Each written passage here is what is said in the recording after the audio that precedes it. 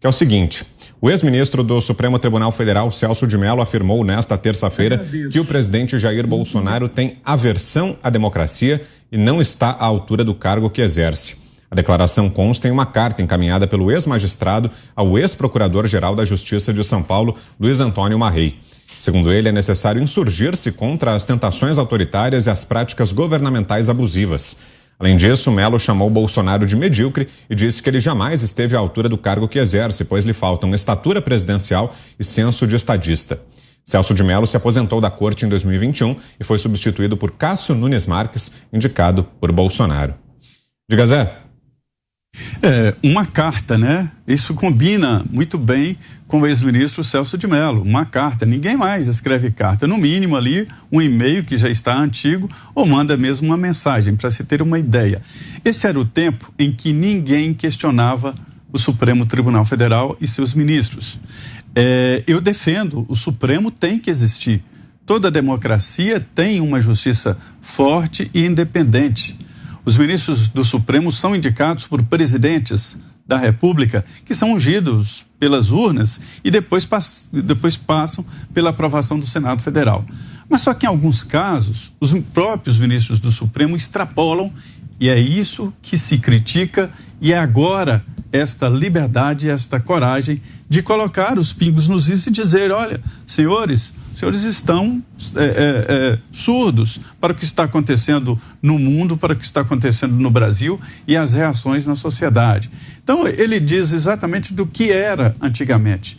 Depois da passagem do presidente Jair Bolsonaro pelo poder, a relação governo estabelecido democraticamente e Supremo Tribunal Federal, essa relação nunca mais será a mesma. Haverá sempre o questionamento e senhores podem acreditar, o respeito mútuo, porque do outro lado do poder não estará um passivo mais, porque o caminho foi andado. Este é o papel do presidente Jair Bolsonaro, dizer que o voto por aqui é o que vale, e quem tem voto é o presidente da República. Diga, Ana.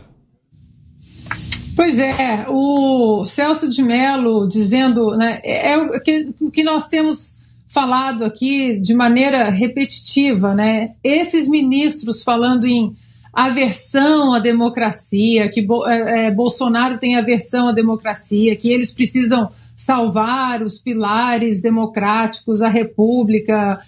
Hoje é tudo tão óbvio, né? O brasileiro, e aí de novo vamos voltar naquele projeto no PL 2630, que o senhor Arthur Lira, presidente da Câmara, tentou colocar em caráter de urgência, votação em caráter de urgência, projeto do comunista, do membro, né, do Partido Comunista, do PCdoB, Orlando Silva, que visa amordaçar as pessoas, né, censurar as redes sociais, jornalistas, mídia, tudo muito controlado. Aquele ambiente super controlado, não pode críticas, né? Não pode adjetivação, não pode dizer a verdade, né? Tudo é fake news, o que eles não gostam continuará sendo fake news, tocar aí no cerne da verdade, na espinha dorsal do velho establishment que hoje desmorona a luz do dia para o brasileiro, isso tudo não pode.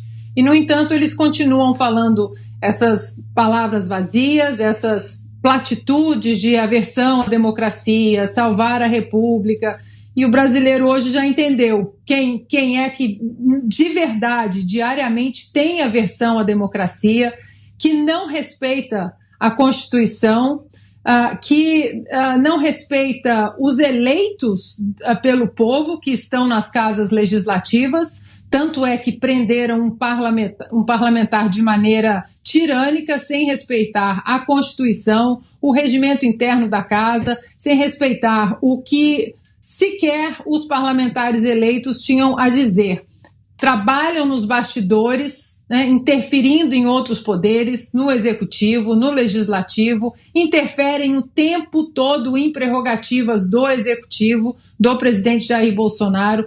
Então, senhor ministro Celso de Mello, o senhor pode jogar palavras ao vento, falar o que quiser, tentar ver se cola, né, essa retórica aí de rede social, de oposição e da velha mídia, mas o brasileiro já entendeu muito bem que quem tem aversão à democracia e à nossa Constituição hoje é a atual composição do Supremo Tribunal Federal. Agora sim, Augusto Nunes. Boa noite, Augusto. Bom, o som não funcionou quando eu ia mandar um abraço especialíssimo ao meu compadre Zé, que esteve conosco esse tempo todo, né? Como o filho dele continuará conosco o tempo todo. Tá bem-vindo, Zé. Recebi incontáveis mensagens aí, pedidos de abraço, tá, a você. Então, tô dando abraço agora, bem carinhoso. Olha, os advogados do Lula foram insolentes o tempo todo com o juiz Sérgio Moro. Apresentaram dezenas de recursos para dilatar o prazo só do julgamento, para atrapalhar o andamento da justiça. E, no entanto, se queixaram de que não houve o devido processo legal nem o direito de ampla defesa. E o esforço, né, feito pelo advogado, o principal advogado do Lula, para impedir que se fizesse justiça, provocou o choro do ministro Gilmar Mendes. Ficou emocionado com o trabalho feito pelo advogado interessado em driblar o texto da lei. Agora, o mínimo que pode fazer o Fachin é ouvir o contraditório. Isso aí é o básico. Ele tem de conversar. E que bom que os advogados começam a ver agora o que pode acontecer com eles. Não existe, os advogados não têm acesso aos textos do inquérito das fake news, que foi chamado corretamente pelo Marco Aurélio, ex-ministro Marco Aurélio, de inquérito do fim do mundo. Os réus não sabem do que são acusados. É um processo kafkiano. É pior do que o descrito, do que o drama descrito no livro do Kafka.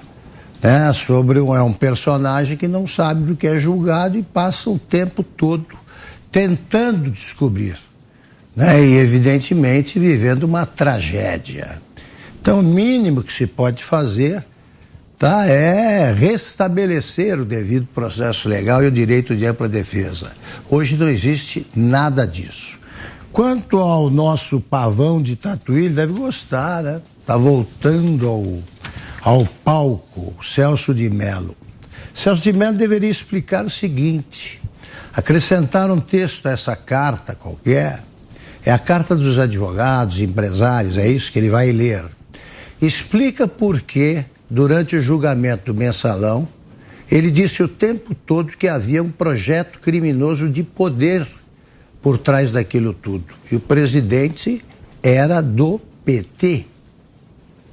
Tá, ele disse isso. Quem é que estava envolvido? Bolsonaro, de novo? Já estava no projeto criminoso de poder? Então ele está agora apoiando o presidente, que faltou no banco dos réus, né? Porque eles conseguiram criar no Supremo a quadrilha sem chefe. O Dirceu, como veremos daqui a pouco, disse que não era chefe. Foi condenado. O Lula, aquilo é tudo de algum amigo dele. Então a quadrilha sem chefe já é demais. Já é demais. Então é o seguinte: amanhã eu quero tratar do texto desse manifesto, porque pelo que eu li, quero saber se é isso mesmo. Precisar arrumar algum redator. Advogados, empresários não sabem escrever, né? E tem a ênfase que a gente vê aí em textos dos piores aí da internet. Termina, se não me engano, com 4 pontos de exclamação. Ponto de exclamação é a bengala do idioma. É aquela coisa de velha ali que fica, né, com o sujeito com chapéu coco, fraque. Quase não se usa isso. Por que 4? Por que não 1, ou 3, ou 10, ou 20? Eu gostaria de saber quem redigiu isso e vamos tratar dos erros de português.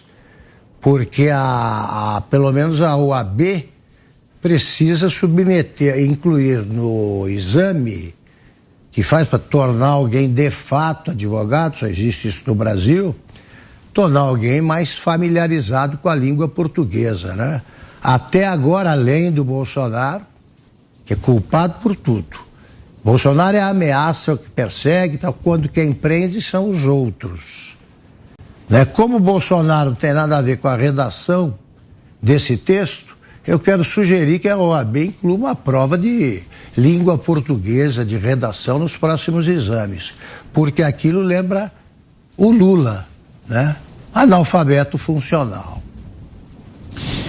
Você, Fiuza, sobre essas manifestações do ex-ministro Celso de Mello, que nos diz, Fiuza? Esse aspecto que o Augusto levantou dos pontos de exclamação, né?